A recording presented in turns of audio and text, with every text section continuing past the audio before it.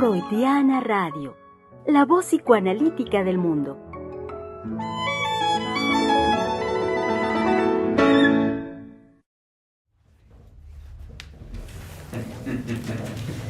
Lunes 8 de septiembre, doctora, iniciamos semana, iniciamos en Freudiana Radio, como ya lo sabe nuestro público radio escucha y video escucha, que lunes y miércoles estamos en vivo a través de este formato de video. Así es, y martes y jueves en radio. Bueno, en uno va a preponderar la imagen, la mirada, que es un objeto fetiche, ¿sí? Y en los otros, la voz, que es otro objeto fetiche. Si creen que nada más los perversos y retorcidos usan fetiches, no, estamos equivocados, totalmente equivocados. El fetichismo es propio del desarrollo de la sexualidad humana.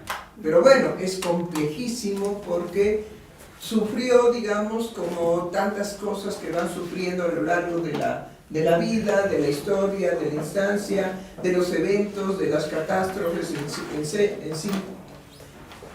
en general, en general, ¿sí? Y entonces hay un vaivén de las modificaciones de la conducta humana. Ahora, la conducta humana no es el ser humano, la conducta humana tampoco es el ser humano, ¿sí? Y la conducta humana es verdaderamente un término desilusionante, fatuo, tontito, y ya no sé qué más decirles. Porque el que yo haga así y aquí mis colegas hagan también así, le dicen conducta. Imagínense. ¿Qué tal si es un tic nervioso?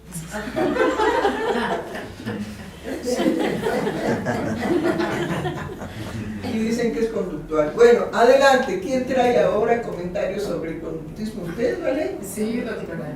Digo, no sobre el fetiche. Empezando por la definición de fetiche, que la fui a buscar, porque es algo muy bello. Antes de que tuviera que ver con la vida sexual de los seres humanos, los feos, los malos, los fetichistas, ¿sí? Los perversos, los mórbidos. Es un término que usaron los marineros portugueses. Viene de Portugal, sí. El término viene de Portugal. En sus viajes a África, cuando veían a los africanos portar amuletos, así lo nombraron, pero el objeto está encarnado de la divinidad. Exacto.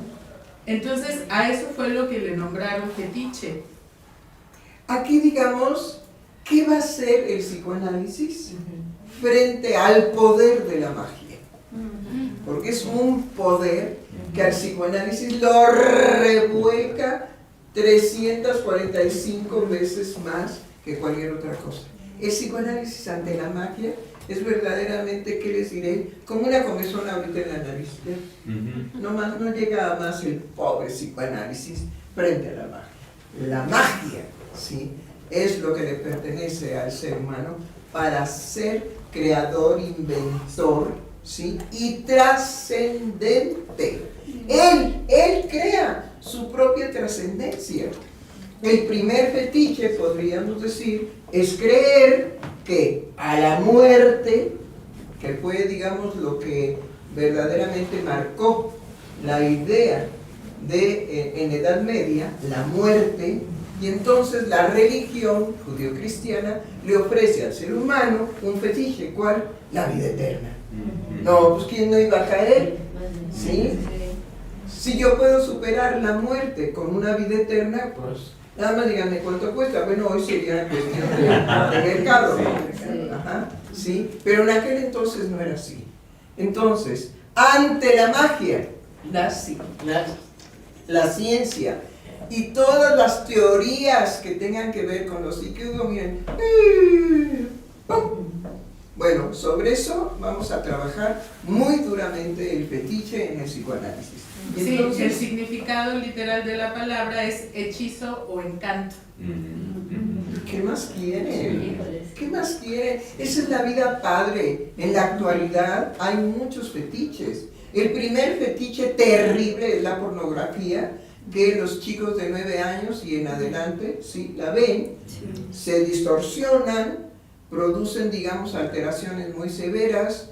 Los padres liberales dicen, no, bueno, pero la sexualidad es mejor que la conozcan así en bruto, en vivo y a todo color. Bueno, pues es que usted no conoce realmente nada de lo psíquico infantil, y mucho menos a esa edad que se llama el puber.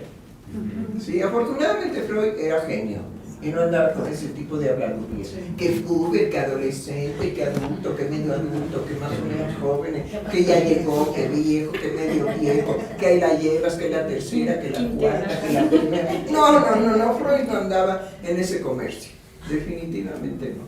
Pero bueno, adelante. Sí, y que, bueno, hablando en relación al amor, creo que ahí también hay una unión del fetiche en esa encarnación de lo divino y en el hechizo y el encanto en relación al amor. Porque antes de llegar el fetiche a ser una perversión, pasa por el amor normal. Claro. Entonces, Freud pone un ejemplo que está en Fausto de Goethe. Ah, no, muy buenas noticias, querido público. No, aquí la lady se apuró y dijo, ahora saco 10. Adelante, colega. Y da una cita, la cita es, procúrame un pañuelo de su seno, una liga para el amor que siento. Exactamente. Y ese es el objeto que representa, ¿qué vale?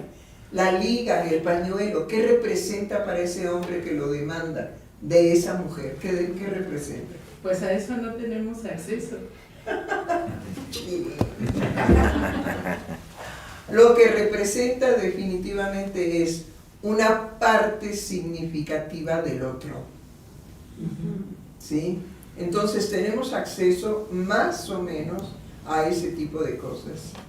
El pañuelo, por supuesto, porque pues el pañuelo acompañaba a las damas como un objeto muy importante de la nobleza y de la elegancia. Ahora, ¿qué hacemos? Kleenex, por favor, Kleenex. ¿Me dan un Kleenex? Háganme favor cómo ha cambiado el universo, ¿no? A traer un pañuelo, a veces de Egipto, de algodones egipcios, ahorita no me acuerdo el nombre porque no es cualquier hilo egipcio de seda o de algodón para el pañuelo. De seda no puede ser, porque tiene que servir para contener alguna secreción, que sea la lágrima, el moco, la saliva, en fin, etc. Pero ni siquiera el pañuelo era, sí, como el abanico también, indicaba muchas cosas para la conquista sexual y para las citas emocionales. Entonces, es tener un objeto que pertenece al cuerpo del otro, algo de él, pero corpóreo, transformado en un objeto fetiche. Ahora, síganle. Sí, bueno, yo me fui a lo inaccesible de la creación. Cuando no. Es que... Cuando no, pues es psicoanálisis. Sí. Ahí andan husmeando lo que no les conviene. Sí, por un esfuerzo de no caer en lo conductual. Porque después de revisar todo lo que Freud va trabajando del fetiche, eso de creer que el fetiche es un sustituto del falo, es verdaderamente aplastar la creación de Freud. Porque Freud lo eleva a una creación psíquica, bueno, que ya lo habíamos dicho en los programas anteriores, como el sueño, por ejemplo. Claro. Entonces, yo me quise ir a esa creación que forma parte de lo inaccesible, porque en el desarrollo metapsicológico que hace Freud del fetiche, es en donde introduce la escisión del yo en el proceso defensivo. Y eso, bueno, es genial porque es la posibilidad de los seres humanos de que ante algo que nos impacta, podemos sostener que eso ocurrió y al mismo tiempo negarlo. Es la mejor defensa. Es decir, miren, el día que verdaderamente nos valoremos a nosotros mismos como lo que verdaderamente somos, nos vamos a venerar. ¿Verdad? ¿Sí? ¿Que usted dura? ¡Me dio risa! Pues sí, doctora, porque dije, ay, nos vamos a venerar, dije, wow, porque ahorita en relación a lo que estamos señalando, doctora, el tener a uno mismo como creación y verse en esa creación que uno mismo va construyendo, bueno, bueno, ay, sí, doctora. No, es que sí, de verdad. Es que sí. De verdad, el día que los seres humanos, en lugar de degradarse, por quítame estas plagas, ¿se dice? Pajas. Por quítame estas pajas, ¿sí? Que el ser humano se degrada. Y si se degrada es ¿por qué? Porque tiene un anhelo de perfección. Si no, las pajas no lo denigrarían. ¿Sí? Hay que entender esa dinámica de lo humano, esa que no es únicamente de lo psíquico, sino de lo humano propiamente, que integra, por supuesto, lo psíquico. Pero no nada más somos psique, ¿sí? Sino somos también carne, miren, somos también carne, somos organismo. El organismo nos perturba. Un fuerte dolor de cabeza migrañoso nos dobla, ¿sí? Entonces, hay toda una fragilidad del cuerpo, que el cuerpo nos dice, hazte, sí, a un lado porque yo también existo. ¿Sí? Muy bien, ¿qué más? Qué fuerte, doctor. Es que sí es cierto, es que sí es verdad, pero qué bueno que mi colega subraya, qué fuerte, porque eso nos permite comunicarnos con ustedes, que son nuestros amigos, que son nuestros, ¿aquí qué es? ¿Radio escuchas? No. Pues se dice comúnmente televidentes por el recurso de la De televisión. la televisión, bueno, Sí. a nuestros queridos televidentes, ¿qué son? Me hubiera contestado, seres humanos, doctor. Simplemente. Y que simplemente la magia de lo electrónico, ¿es electrónico? Sí, De lo electrónico los transforman en televioyentes, ¿no? Sí. Televioescuchas. Bueno, nada más porque eso nos une y nos separa, ¿sí? Definitivamente no podemos dejar de sublimar y de admirar lo que un ser humano es verdaderamente. Y es toda la historia de la filosofía, toda la historia de la ciencia. ¿Qué busca la ciencia? Explicar al ser humano. No hay ninguna, bueno, inclusive los que construyen, los ingenieros que construyen los puentes, que están, digamos, haciendo una evaluación de los terrenos, como México, como Japón, que son terrenos dignos de terremotos, de aquellos que te platico, ¿sí? Y que están los ingenieros del subsuelo para poder crear una torre gigantesca, ¿sí? Orgullo de no sé quién, pero bueno, todo eso que el ser humano lleva a cabo y que definitivamente por la cotidianidad absurda en la que a veces los seres humanos nos metemos para perder el sentido de la trascendencia y el sentido de nuestra vida, ¿sí? Y nos vemos verdaderamente como pulgas picando de un perro a otro perro. Digo, es triste, ¿no? ¿O usted qué cree, doctora? Yo no soy pulga, ¿eh? Eso sí no, se los aseguro que no, mi trabajo me ha costado. Pero también el ánimo de no ser. Bueno, ¿y? Sí, y en relación con esto, doctora, bueno, algo de lo extraordinario que Freud desarrolla es la sexualidad infantil, por supuesto, porque toda esta complejidad de la creación psíquica ocurre a partir de un estímulo que es una impresión de la primera infancia. Sí. Estuve trabajando ahora muy arduamente buscando cuáles son los acontecimientos que van modificando la postura de los seres humanos en su historia, ¿sí? Y siempre son acontecimientos que tienen que ver con la amenaza de muerte. ¿Sí? Siempre. Es decir, podríamos reducir a que el único temor que tiene el ser humano, tan grandioso que es. Porque de veras, el ser humano es extraordinario. No sé quién lo inventó, bueno, por ahí dicen los chismes que Dios, ¿sí? Pero pues como no estamos en épocas de la Edad Media, en lo que sí Dios existía y Dios nos guiaba y Dios nos cuidaba, en fin, etcétera, ¿sí? Ya estamos en una época de desamorados. Eso es verdaderamente triste, muy profundo, porque produce muchas enfermedades sintomáticas. Hace nada menos como unas 4 horas me habló una persona, me tocó contestar el teléfono, no me habló a mí, habló al centro, contesté yo el teléfono y me dice, quiero saber el costo de una consulta con un psicoanalista de ahí. ¿Cuánto sufrimiento no hay detrás de esa solicitud? Y le digo, ¿de cuándo acá usted ha creído que su sufrimiento y su psique tienen precio?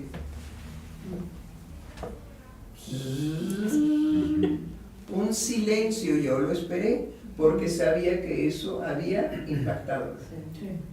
Y entonces me dice, claro, eso no puede pasar por un valor comercial, ¿verdad? Le digo, pues usted dígame, usted es el que padece ahorita su síntoma, porque está pidiendo el costo de una sesión con un analista en este centro.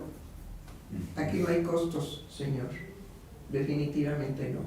Y no los damos precisamente telefónicamente porque no somos mercantilistas del sufrimiento humano. Entonces, a ver, dígame qué le pasa. Y en corto, ¿cómo son las sesiones, digamos, conmigo? En corto. Sí, lo escuché, lo atendí, y era otro, después de que él pudo colgar el teléfono. Eso es, digamos, uno de los grandes beneficios que el Centro de Investigación y Estudios Lacanianos ofrece a las llamadas de algunas personas que tienen realmente el privilegio de que yo les conteste. Sí es un privilegio, y les voy a decir por qué. Porque yo no doy informes al respecto del centro. Yo escucho al que llamó. ¿Sí? Bueno, ahora no me vayan a llamar. Doctora. No, pero sí, háganlo.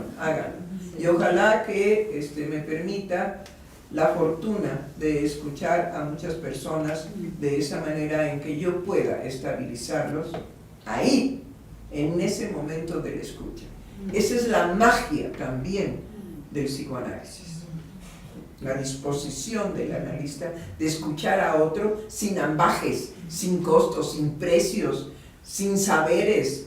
No, por favor, ¿sí? Lo que es verdaderamente el encuentro de un ser humano con otro ser humano, que lo puede escuchar en su sufrimiento. ¿Y bien? Yo. Es que, perdón, viene desde la emoción de escucharla y todo el inicio del trabajo en relación al fetichismo, porque me hace pensar cómo se ha tomado comúnmente hablar del fetichismo y que, me gustaría aclarar que ya se dijo, pero pues repetirlo, que en el psicoanálisis el fetichismo forma parte de la sexualidad normal. Entonces, con todo lo que nos iba compartiendo mi colega Valeria y lo que nos dice usted de una prenda de ese ser amado, entonces cobra una dimensión gigantesca hablar del fetichismo, ya no como una perversión, como algo sí, alterado del sí, cerebro, como algo denigrante. Bueno, en primer lugar, la época antes de la pandemia, luego en el aviso de la pandemia, luego en la vivencia de la pandemia, y ahorita estamos después de la pandemia, suficiente tratamiento para andar psicóticos, para andar verdaderamente fuera de una felicidad de vivir nuestra época. Muy poca gente en la actualidad es feliz de vivir esta época. Entonces tenemos que hacer cosas urgentes. Sí. Sí, ahorita también estaba pensando cuando usted nos comparte la llamada telefónica y usted puntualiza qué nivel de sufrimiento debe de tener esa persona inmediatamente lo conecto con la problemática en la que nos envuelve también trabajar el fetichismo. Uy, sí, Porque se cree que en el fetichismo también la disposición erótica hacia un objeto es, híjole, la excitación y la locura del objeto y entonces dirigirse al objeto, pero no se habla del sufrimiento que conlleva el haber depositado esa intensidad erótica a un algo del otro. Un cierto Ajá. brillo en la nariz, no se les olviden esto, porque es el modelo por excelencia freudiano de lo que es el fetiche. Ajá. Un cierto brillo en la nariz, Ujú. que solamente el creador Sí. que dice eso lo puede mirar, lo puede captar, lo puede hacer propio. Sí. Un cierto, no cualquier brillo, sino un cierto brillo en la nariz. No, bravo Freud. Sí, sí, sí. Donde estés, ¿dónde está?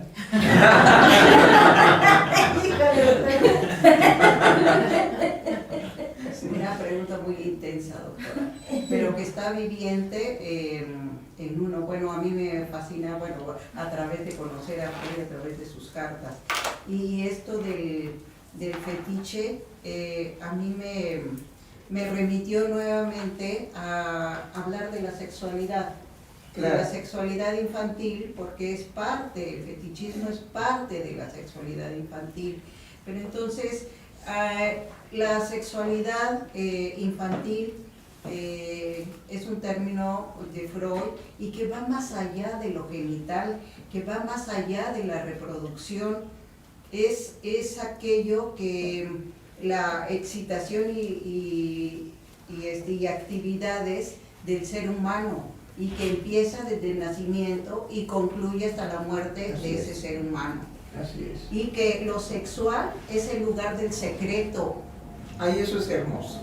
Lo sexual es el lugar de la apuesta y del conflicto entre siempre hay una satisfacción y en la línea del placer-displacer.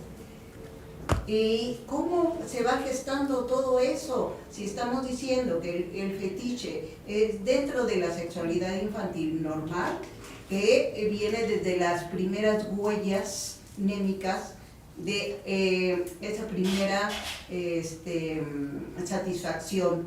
satisfacción erótica. Y entonces, como por ejemplo, en 3 ensayos de teoría sexual escritos por Freud, habla justamente de esa exteriorización de la sexualidad infantil, empezando desde dónde, desde, bueno, antes, que dice la doctora, no nada más se nos olvide que tenemos un cuerpo, pero Sí, claro. el psicoanálisis es un cuerpo erógeno, y entonces habla Freud de las zonas erógenas, y entonces en el pequeño, en el bebé, empieza esa exteriorización de la sexualidad infantil a través del chupeteo, pero no nada más en el bebé, no, hasta en la edad adulta. ¿Y cómo se manifiesta? Por ejemplo, dice Freud, esa tendencia al beber o al fumar, ya como adulto, o al ser un interesado en los besos eróticos, pero en esa situación, pero también hablamos del autoerotismo. Entonces, si hay autoerotismo, se necesita un cuerpo. Y una frase que me llamó mucho la atención, No me digas eso, dice, ¿por qué? porque Emily dice, lástima que no puedo besarme a mí mismo. No, francamente, qué bueno. Pues sí, doctora, si no, no vamos a necesitar a No, francamente, qué bueno, porque es mucho más divertido que- besuquearse con el otro otro, que nada sí. más con uno mismo, guácala, ¿no? Sí. Bueno, aunque eso es normal. Sí. ¿Y bien? ¿Alguien más? ¿O continuamos con usted, vale? No sé. Yo. Ah, sí, Alan. Es que justo ahorita en la conversación traía todo mi trabajo, pero ahora en un momento lo enfoqué justo en el trabajo de Eric Laurent, que está en la freudiana de la sexualidad infantil, Ah, qué bien. y me quedé con una parte la diferencia que él hace de cómo 3 ensayos de teoría sexual no son la repetición de la época de Freud, de ir y de escribir, sino es, y lo pongo tal cual, testimonio propio del sujeto. Y con lo que yo trabajé en estos momentos fue testimonio propio, pero cómo dar ese testimonio propio de los sujetos es no dar cuenta, o más bien hablar de esa sexualidad, que a lo mejor se puede decir muchas cosas al respecto de eso, pero no se va a poder dar cuenta de la intensidad que tiene ese descubrimiento de lo sexual. Es decir, no se va a dar cuenta de la intensidad de ese hechizado. Así es. A mí me parece, digamos, genial que le haya, digamos, revolucionado su trabajo, ¿sí? Y que entonces sea capaz de captar esa frase de Éric Laurent en el trabajo que hace él para dar cuenta de la época actual de, bueno, cómo se juega el psicoanálisis en relación a la sexualidad que le pertenece en sus descubrimientos única y exclusivamente a Freud. Única y exclusivamente a Freud. Y Freud no era sexólogo, ¿eh? ¿Por qué? Pues porque no era mecánico electricista. Sí. Entonces, a él le pertenece todo lo que empezó en su época a hablarse con mucho cuidado, con mucho temor, ¿sí?, de la sexualidad humana. Entonces, haber rescatado del trabajo de Éric Laurent, que está en la freudiana, la última freudiana de este año, ¿sí?, que se llama El desorden en lo real, creo que. El desorden en lo real. ¿Desorden o el desorden? Tal vez doy el título exacto. Dice el desorden de lo real. Ah, es el desorden de lo real. Es decir, lo real tiene derecho a provocar un desorden. Y eso desde la época de Freud. No es actual. ¿Sí? El desorden, pero de algo que le pertenece a lo real. El desorden de lo real. No el desorden en lo real, que sería, digamos, nuestra época. El desorden en lo real es nuestra época. Pero el desorden es posible de lo real. Ahora, no vamos a explicar qué es lo real, lo simbólico y lo imaginario, porque nosotros no damos clases televisivas. Bueno, no estaría mal. ¿Sí? Pero no. Preferimos el riesgo de la conversación. Ahí donde la falta, donde la castración en el proceso de pronunciar un trabajo nos la jugamos. Aunque traigamos, digamos, de refuerzo estos aparatitos y leamos y todo eso, finalmente lo que vale de esta conversación es que los analistas del centro se la juegan, ¿sí? Tanto para decir en alguna cosa que uno dice, ay, nana, ¿sí? Pues sí, no somos perfectos, no somos dioses, los que estamos aquí amamos la situación, la vivencia psicoanalítica, la amamos, pero podemos tener en la acepción, digamos, teórica, podemos tener fallas contundentes, pero no en el acto de analizar a otro. Ahí sí no hay falla. ¿Por qué? Porque amamos el psicoanálisis. Y ese amor nos ilumina, ¿sí o no? Sí. Aún en los momentos más oscuros de que, ¿qué? ¿Qué está diciendo aquí, madame? ¿Sí? Ajá. Es que me acordé ahorita, les voy a contar. Había un colega que nos tomábamos el café con varios colegas y entonces éramos varios y nos comentábamos sucesos verdaderamente sorprendentes de nuestra clínica, ¿sí? Y entonces nos dice un colega, oigan, por cierto, yo estoy muy, pero muy alterado y no sé qué hacer y saben qué, mejor quiero que me escuchen. Ah, caray, y todos nos pusimos serios, con una cara de psicoanalistas todos, inmediatamente, y agarramos a la víctima, ¿no? Entonces nos dice, llega una mujer con unos senos verdaderamente hermosos e impactantes, blancos, rosados, ya no sé ni de qué color, pero una cosa bellísima, ¿sí? Y en lugar de acostarse en el diván boca arriba, se acuesta boca abajo y se pone, digamos, en esta posición delante de mí. Y claro, yo lo único que veía era la unión de sus senos en esa separación que se hace, ¿no? Y me quedé paralizado. Ella hablaba y hablaba y hablaba y hablaba. Y yo paralizado. He ahí lo que se llama la intensidad sexual al encuentro de un objeto fetiche que él nunca hubiese pensado que era la división de esos senos. Porque él nos hizo. Sí, era la división de los senos. Sí. No los senos en sí, sino la división. Ahí está otra vez.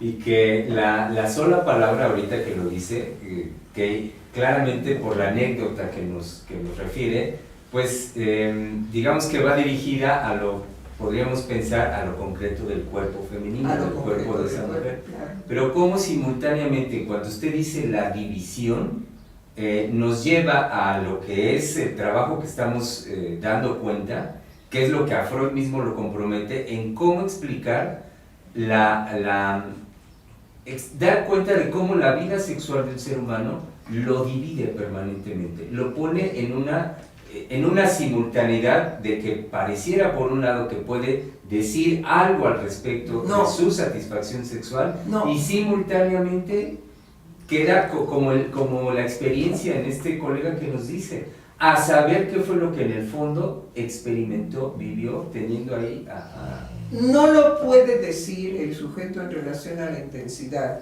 ¿sí? Pero sí puede decir, oigan, escúchenme, ¿sí? Y no hicimos psicoanálisis de grupo ni ese tipo de cosas, ¿sí? No, sino lo escuchamos. Y él entonces nos pudo decir que era lo imposible de decir, pero que él lo encontró en la división, en el escote, en la división de los senos. Y ya. Y bueno, después le dijimos, oye, yo creo que te brindamos una copa de vino. ¿Sí? Dijo sí, gracias. Porque no hay posibilidad de decir otra cosa. Pero él se sintió acogido por nosotros. Y indudablemente que de esa intensidad desbordante que lo hubiera puesto en riesgo, digamos, porque iba a manejar hasta el satélite que ahí vivía, ¿sí? Lo hubiera podido poner en riesgo porque no está el ser humano con él, sino está dividido, está separado. ¿Sí? La intensidad psíquica nos lleva a una separación de lo que somos habitualmente y de lo que nosotros nos sostenemos habitualmente. ¿Sí? Bueno, ¿qué más? Bueno, yo, doctora, hay una, en esto que usted nos comparte, hay una característica que me parece muy bella, haciendo la comparación radical de los otros discursos que pueden hablar del fetiche, es que cuando hablamos del fetiche en el psicoanálisis, realmente no podemos hablar con concretud del objeto, sino de esa experiencia, la intensidad que al otro inclusive lo sorprende. Quiere decir que estamos hablando de un tiempo psíquico en donde no sabemos cuándo se gestó eso, pero en el momento en el encuentro a él mismo lo sorprende y en una de esas no es una cuestión que se tenga consciente como se habla popularmente del fetiche, en donde uno está consciente de que es un zapato, ¿no? Sino como... ¡Qué reflexión! Es que así se dice popularmente, o sea, es que la gente cree que de verdad es en esa concretud y la dimensión que usted ahorita nos transmite con el ejemplo, con la vivencia. Por eso nos reímos, porque dada la dimensión, cuando el pobre sujeto dice, bueno, me quedé con ese zapato, porque en ese zapato o ese objeto constituía para mí todo, ¿sí? Entendemos la intensidad del fetiche, pero cuando se dice así, el zapato. Sí, el zapato, pero es que el zapato es fetiche, ya no es zapato, es realmente otra cosa. Es lo inasible de la creación del objeto. Y que bueno, tengo que decirles que la filosofía y muchas ciencias se dedicaron durante mucho tiempo a tratar de definir qué es el objeto. Hasta la fecha son puras tonterías, porque no es definible. Pero bueno, que los filósofos sigan trabajando. Sobre todo Chin-Chun Chan, ¿cómo se llama? Byung-Chul Han. ¿Cómo? Byung-Chul Han. Byung-Chul Han, sí, yo le digo Chin-Chun Chan, ¿sí? ¿Por qué? Porque es catastrófico. ¿En qué sentido? Se roba todo, es plagiario brutal, se roba todo de todos. Y hace una cosa muy, muy comercial, unos libritos delgaditos de bolsillo. Sí. Sí. La psicología cerca de... Ya, nada más. Ahí que se quede. Todavía está de ladito. No es hasta atrás como las pistolas o como el celular. No, es nada más de ladito. Cerca de. Y si metemos la mano en la bolsa, pues ya sabemos cerca de qué está. Bueno, pues tiene mucho éxito y está considerado ahorita como un filósofo contemporáneo que nos va a decir la neta de la maceta. Sí, cómo no. Ah, con todo el plagio que hace. ¡Ay, Nanita! ¡Qué horror! ¡Qué horror! Bueno, ¿y entonces qué? Bueno, era eso, era poder, poder puntualizar cómo el fetiche no necesariamente pasa en la claridad de la construcción de la conciencia, en donde uno puede referir esa intensidad erótica como tal cual en lo materializado del objeto. Bueno, ahí quédense. Hay un título de Chin-Chun Chan, ¿sí? Que lo nombró la ciudad del Cansancio. La ciudad del cansancio. Entonces, como todo el mundo hemos estado cansados, ¡ay! Inmediatamente nos identificamos con esa frase. Ese es un fetiche. Él es un fetiche. ¿Sí? ¿Cómo ven? No, estamos archi super expuestos. Sí, sí.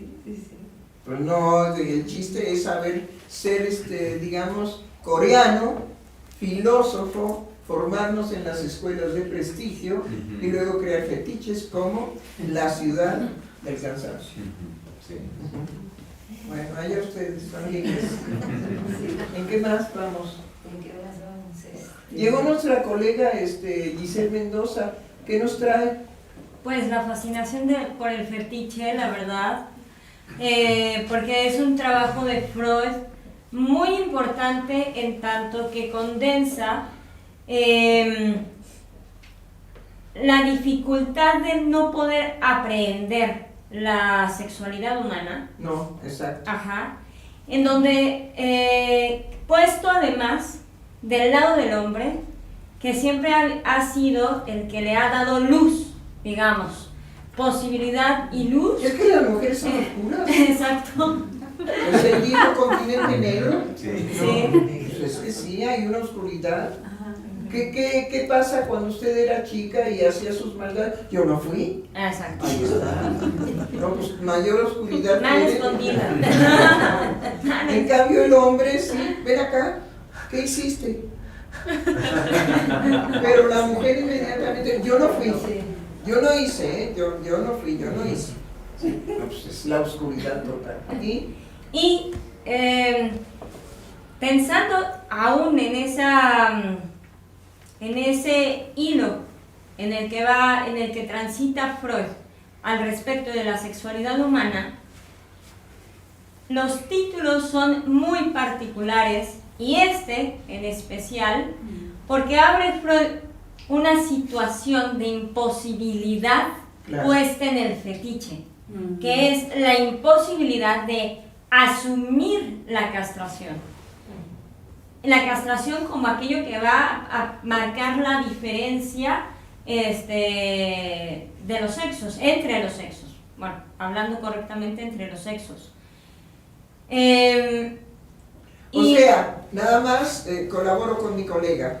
Si hay algo que no está ni estará resuelto es la diferencia sexual. Exacto. Ya le buscan por la J, ya le buscan por la H, ya le buscan por la Y, ya les buscan por la Z, ya no sabemos cuántas no palabras, letras tiene el abecedario? ¡Ay, qué bueno! Por las 20 y tantas, ¿sí? Representaciones que tiene el abecedario y quedamos en oscuro. Claro. En oscuro. La sexualidad, señores míos, no puede ser representada por una letra del abecedario. Pero hay magia, se puede representar. ¿Sí? Yo soy J.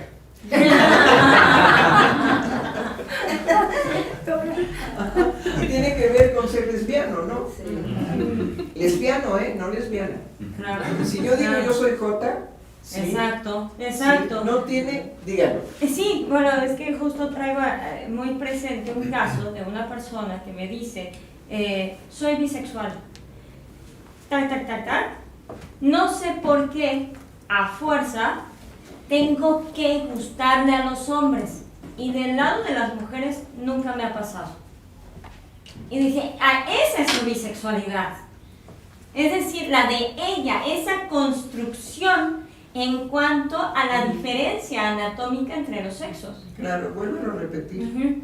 No sé por qué a fuerza le tengo que gustar a todos los hombres, porque a la totalidad del lado de los hombres, y nunca me ha pasado del lado de las mujeres. ¡Qué frustración!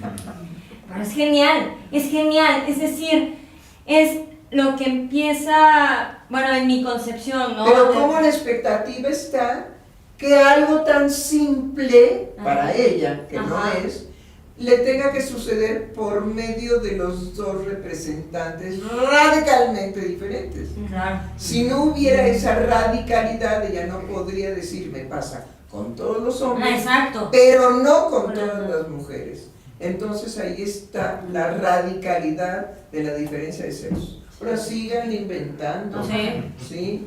Hay que inventar una nueva sexualidad que sea el yo-yo. Yo-yo. ¿Y tú qué eres? Yo-yo. Yo soy yo-yo. Porque yo soy lo que digo que soy. Soy yo-yo. Sí. ¿No? Sí, claro. ¿Tenemos comentarios? Sí. Basae Frago. Amar es psicoanálisis. Es bellísimo escucharlos y ser partícipe de esto. Muchas gracias. A ver, no entendí muy bien, ¿cómo? Amar es psicoanálisis. Amar es psicoanálisis. Ajá. Es bellísimo escucharlos y ser partícipe de esto. Muchas gracias. Gracias a usted, mi querido, digamos, participante en esta conversación, porque es todo un esfuerzo de su parte. Y nosotros también hacemos un gran esfuerzo.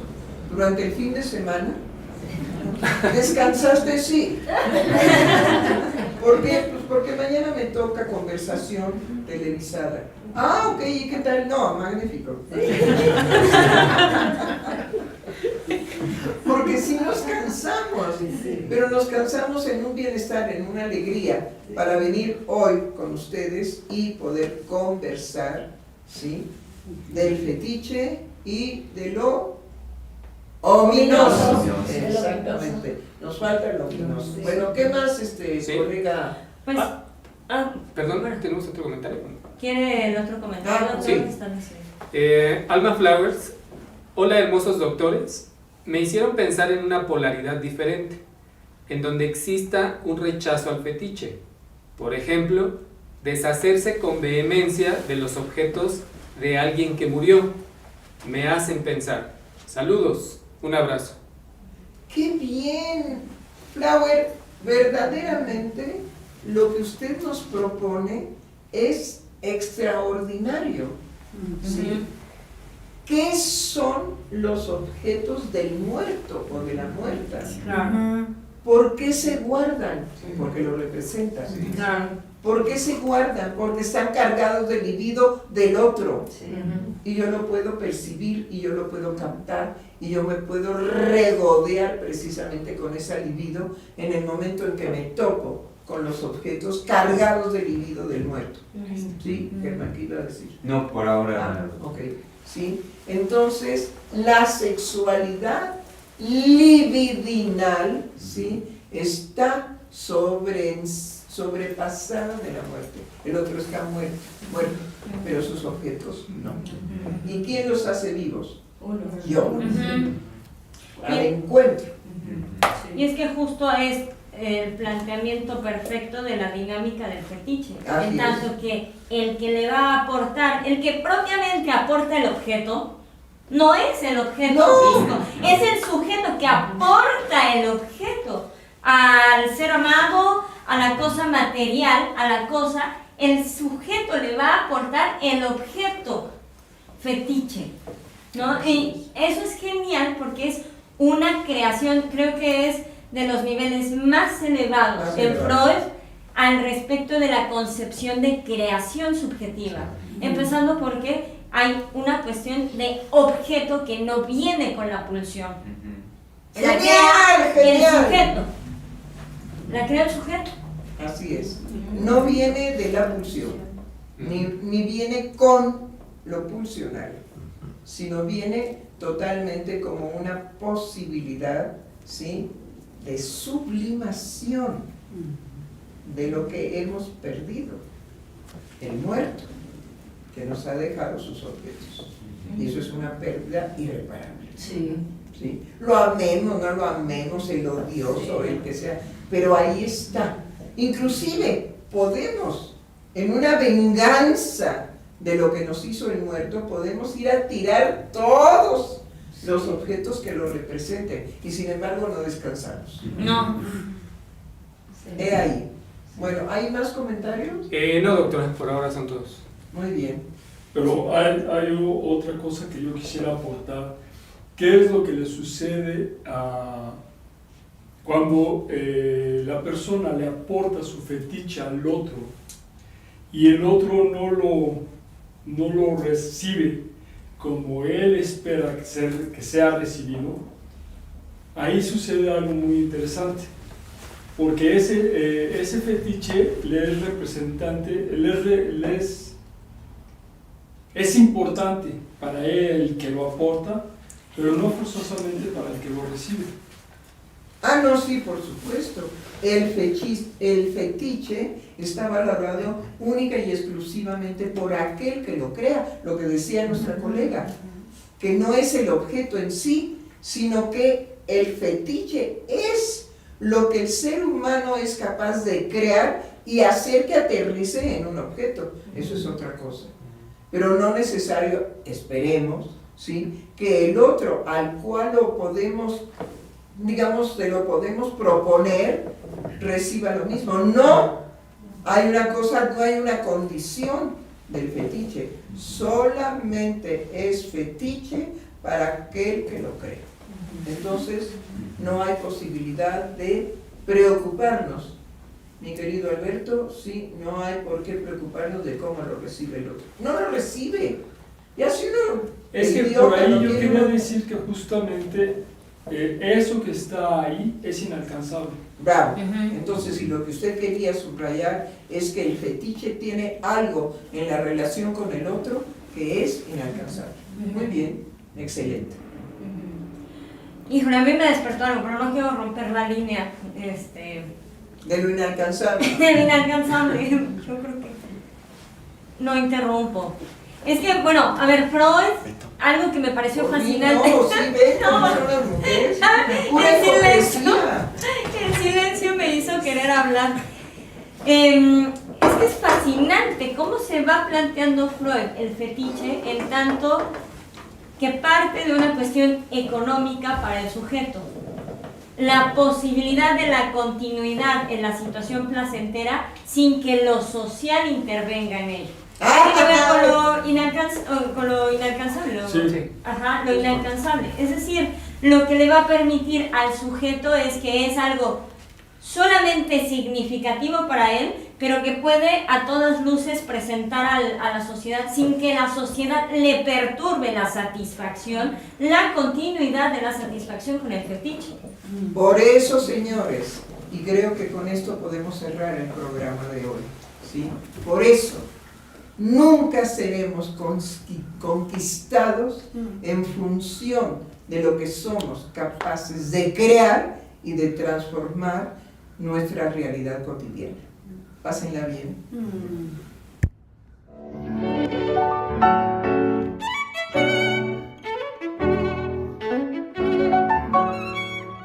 Freudiana Radio, la voz psicoanalítica del mundo.